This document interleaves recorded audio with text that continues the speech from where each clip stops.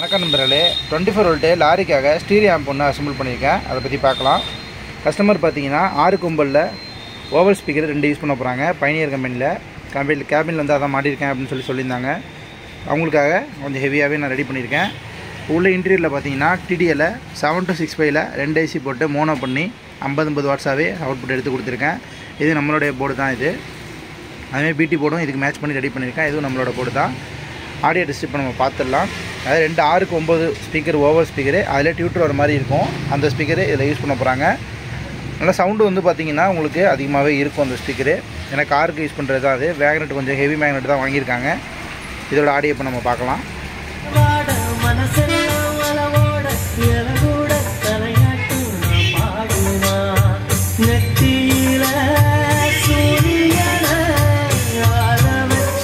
நான் பேஸ் வச்சு காட்டுறேன் பாருங்கள். ஹெட்செட்டு போட்டு கேட்டு பாருங்கள். இதோட ஒரிஜினல் பேஸ் தெரியும். நல்லா ஹெவியாகவே இருக்கும். ஏன்னா கேபினில் வந்து பார்த்திங்கன்னா நல்ல ஒரு தெளிவான ஆடியோ பேஸும் கிடைக்கும். அதுமாதிரி ட்ரிபிளும் ஹெவியாக இருக்கும்.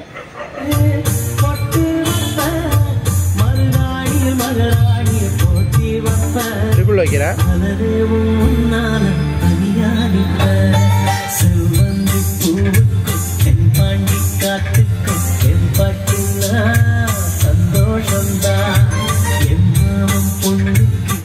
நல்ல ஹெவியான செட்டு இது. இந்த மாதிரி உங்களுக்கு லாரிக்கு ஏதாவது செட்டு தேவைப்பட்டால் கால் பண்ணுங்கள்.